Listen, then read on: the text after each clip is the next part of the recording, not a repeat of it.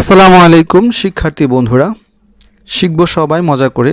সবাইকে আমন্ত্রণ জানাচ্ছি রকমারি লার্নিংয়ের আজকের এই ক্লাসে।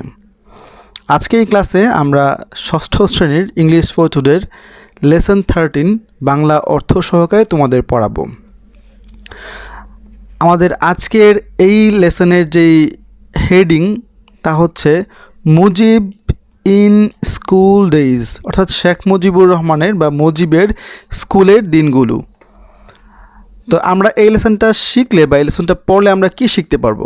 After completing the lesson student will be able to, এই লেসনটা কমপ্লিট করার পরে বা এই লেসনটা সম্পূর্ণ করার পরে ছাত্ররা সক্ষম হবে রিড অ্যান্ড আন্ডারস্ট্যান্ড টেক্সট, এই টেক্সটটা পড়তে পারবে এবং বুঝতে পারবে। আস্ক অ্যান্ড অ্যান্সার কোয়েশ্চেন, তার প্রশ্ন করতে পারবে এবং উত্তর দিতে পারবে। ইউজ নিউ ভোকাবুলারি, তারা নতুন শব্দ ব্যবহার করতে পারবে। পার্টিসিপেট ইন গ্রুপ ডিসকাশন, তারা দলগত আলোচনায় অংশগ্রহণ করতে পারবে। তো আমরা একটু টেক্সটটা দেখি।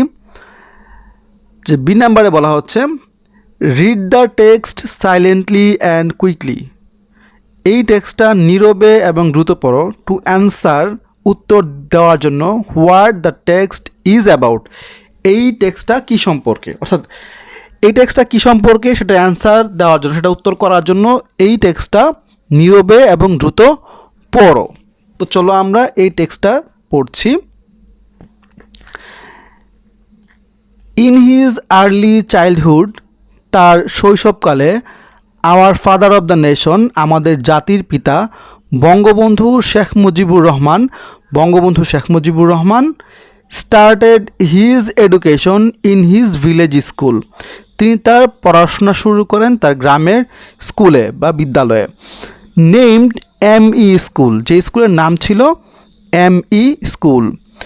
This school was established by one of his family ancestors, আর এই স্কুলটি প্রতিষ্ঠা করেছিল তার পরিবারেরই একজন পূর্বপুরুষ। এখানে অ্যানসেস্টর শব্দের অর্থ হচ্ছে পূর্বপুরুষ, আর এস্টাবলিশড শব্দের অর্থ হচ্ছে প্রতিষ্ঠিত বা প্রতিষ্ঠা করা। And it was only English school of that area, আর এটাই ছিল ওই এলাকার একমাত্র ইংরেজি শিক্ষার স্কুল। He spends first 3 grades there, তিনি সেখানে প্রথম 3 গ্রেড অতিবাহিত করেন, অর্থাৎ তিনি সেখানে প্রথম 3 ক্লাস পর্যন্ত, অর্থাৎ প্রথম শ্রেণী, দ্বিতীয় শ্রেণী এবং তৃতীয় শ্রেণী পর্যন্ত সেখানেই পড়াশোনা করেছিলেন। Then he went to Gopalganj town to stay with his father, এবং তারপরে তিনি গোপালগঞ্জ শহরে যান তার বাবার সাথে থাকার জন্য।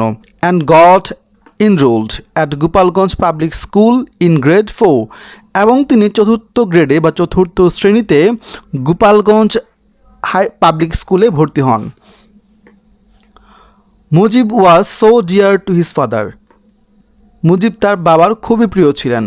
Little Mujib could not sleep at night without his father's affectionate touch, আর ছোট্ট মুজিব রাতে ঘুমোতে পারতেন না তার বাবার স্নেহের পরশ ছাড়া। অ্যাজ এ কিড, একজন শিশু হিসাবে, he was the eldest in his family, তিনি তার পরিবারের সবার বড় ছিলেন, অর্থাৎ তার পরিবারে যে বাচ্চারা ছিল তাদের মধ্যে শেখ মুজিবুর রহমান সবার থেকে বড় ছিলেন। অ্যান্ড অ্যামং হিজ কাজিন, এবং তার আত্মীয়দের মধ্যে, তার চাচাতো, মামাতো, খালাতো, ফুফাতো ভাই বোনদের মধ্যেও তিনি সবার বড় ছিলেন। So he was adored by all, তাই তিনি সবার খুব আদরের ছিলেন। ইন হিজ লিটল এজ, তার ছোট্ট বয়সে, মুজিব ওয়াজ এ ভেরি চেয়ারফুল বয়, মুজিব খুব প্রফুল্ল একজন বালক ছিলেন। নট অ্যাট অল টিমিড, তিনি ভীত ছিলেন না। He was greatly interested in playing games and singing, তিনি খেলাধুলা এবং গানের প্রতি তার খুব আসক্তি ছিল। He was good at Bratachari, তিনি ব্রতচারীতে খুব ভালো ছিলেন। Which was a kind of folk dance, যেটা একটা গ্রাম্য নৃত্য ছিল। He loved to play football, volleyball and hockey with friends, তিনি তার বন্ধুদের সাথে ফুটবল, ভলিবল এবং হকি খেলতে পছন্দ করতেন বা ভালোবাসতেন। He was considered an important player in his school team, এবং তিনি তার স্কুলের যে টিম ছিল সেই টিমের একজন গুরুত্বপূর্ণ খেলোয়াড় হিসেবে বিবেচিত হয়েছিলেন। Because of his father's transfer in job, তার বাবার চাকরির স্থানান্তরের কারণে Mujib had to enrol at Madaripur high school in 1936। Sheikh Mujibur রহমানকে মাদারীপুর হাই স্কুলে ভর্তি হতে হয়। অ্যাট দ্যাট টাইম, ওই সময়ে he started facing A serious I problem, তিনি তার চোখের মারাত্মক সমস্যায় ভুগতে শুরু করলেন। হি needed surgery to recover his eyesight, তার একটা অপারেশনের দরকার হয় তার চোখের দৃষ্টি ফিরে পাবার জন্য। His study and schooling were hampered for a long time, তার স্কুল এবং তার পড়াশোনা দীর্ঘ সময়ের জন্য ক্ষতিগ্রস্ত হয়। Spectacles became his companion since he was 16, 16 বছর বয়স থেকেই চশমা তার সঙ্গী হয়, অর্থাৎ তার বয়স যখন 16 তখন থেকেই তিনি চশমা পরা শুরু করেন। He resumed his education at Gopalganj mission school in 1937, তিনি 1937 সালে গোপালগঞ্জ মিশন স্কুলে তার পড়াশোনা আবার শুরু করেন। Bangabandhu's father appointed mister Kazi Abdul Hamid as a house tutor for Mujib, আর বঙ্গবন্ধুর পিতা মিস্টার কাজী আব্দুল হামিদকে মুজিবের গৃহশিক্ষক হিসাবে নিয়োগ দিয়েছিলেন। মিস্টার হামিদ ওয়াজ এ সোশ্যাল ওয়ার্কার, মিস্টার হামিদ ছিলেন একজন সমাজসেবক।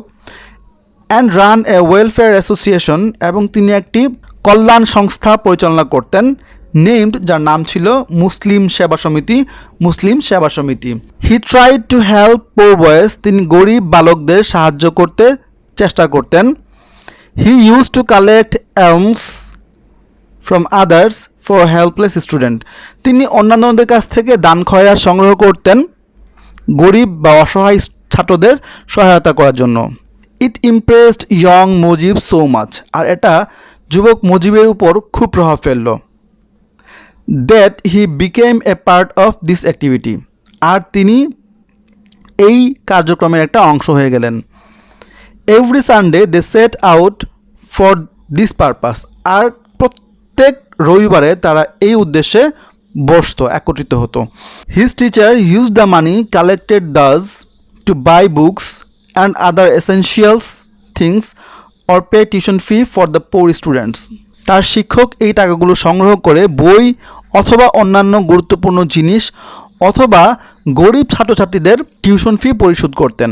After the sudden demise of mister হামিদের হঠাৎ মৃত্যুতে young Sheikh Mujib carried on charity following his teacher, young Sheikh Mujibur Rahman বা যুবক শেখ মুজিবুর রহমান এই দান চালিয়ে গেলেন তার শিক্ষককে অনুসরণ করে। পেসেজটি সংগ্রহ করা হয়েছে শেখ মুজিবুর রহমানের আত্মজীবনীমূলক গ্রন্থ অসমাপ্ত আত্মজীবনী থেকে। তো প্রিয় শিক্ষার্থী বন্ধুরা, আমরা আজকে এই লেসনটার মধ্যে যেই ইম্পর্ট্যান্ট ভোকাবুলারিগুলো বা যে নতুন ভোকাবুলারিগুলো পেয়েছে সেগুলো তোমাদেরকে একটু এখন বলে দিচ্ছি। আমরা এখানে পেয়েছি নতুন স্টাবলিশড, প্রতিষ্ঠা করা, অ্যানসেস্টরস হচ্ছে পূর্বপুরুষ, স্প্যান্ট অতিবাহিত করা, এনরোলড ভর্তি হওয়া, অ্যাফেকশনিট মানে হচ্ছে স্নেহের, অ্যাড্রোড মানে হচ্ছে আদর, চেয়ারফুল মানে হচ্ছে উৎফুল্ল বা প্রফুল্ল, ট্রান্সফার মানে হচ্ছে স্থানান্তর, আইসাইট মানে হচ্ছে চোখের দৃষ্টি, হ্যাম্পার্ড মানে হচ্ছে ক্ষতিগ্রস্ত বা ক্ষতি, রিসাউন্ড মানে হচ্ছে পুনরায় শুরু করা, অ্যাপয়েন্টেড মানে হচ্ছে নিয়োগ করা বা নিয়োগ দেওয়া, ওয়েলফেয়ার মানে হচ্ছে কল্যাণমূলক, অ্যাসোসিয়েশন মানে হচ্ছে সংস্থা, অ্যালমস মানে হচ্ছে দান খয়রাত ভিক্ষা প্রবৃত্তি, ইমপ্রেস মানে হচ্ছে প্রভাবিত, অ্যাক্টিভিটি মানে হচ্ছে কার্যক্রম, পারপাস মানে হচ্ছে উদ্দেশ্য, এসেনশিয়াল শব্দের অর্থ হচ্ছে প্রয়োজনীয়, সাডেন শব্দের হচ্ছে হঠাৎ, ডিমাইজ শব্দের অর্থ হচ্ছে মৃত্যু। তো প্রিয় শিক্ষার্থী বন্ধুরা, এ ছিল আমাদের আজকের এই লেসনটি। আশা করি লেসনটি তোমাদের ভালো লেগেছে, তোমরা লেসনটি বুঝতে পেরেছো। তারপরেও যদি এই লেসন থেকে কারো কোনো কোশ্চেন থেকে থাকে তাহলে তোমরা অবশ্যই আমাদেরকে কমেন্টে জানাবে। আমরা চেষ্টা করব কমেন্টের মাধ্যমে তোমাদের প্রবলেমগুলো সলভ করে দেওয়ার জন্য। তো প্রিয় শিক্ষার্থী বন্ধুরা, আজকের ক্লাসটি শেষ করার আগে তোমাদের কাছে বলে নিচ্ছি, সি ডি ই এফ এগুলোর অ্যান্সার পেতে হলে একদম জি পর্যন্ত যদি তোমরা এগুলো অ্যান্সার পেতে চাও তাহলে তোমরা অবশ্যই আমাদের চ্যানেলটি সাবস্ক্রাইব করে রাখো, কারণ আমরা আমাদের পরের ভিডিওতে সি ডি ই এফ এবং জি এর কোশ্চেনগুলোর অ্যান্সার তোমাদেরকে দিয়ে দিব। তো আজকে এ পর্যন্ত শেষ করছি, দেখা হবে সামনের ভিডিওতে। সে পর্যন্ত ভালো থেকো, আর অবশ্যই আমাদের চ্যানেলটা সাবস্ক্রাইব করে পাশের যে বেল আইকনটি আছে সেই বেল আইকনটি এনেবল করে দিও। ধন্যবাদ সবাইকে যারা এতক্ষণ পর্যন্ত আমাদের ক্লাসটি দেখেছো।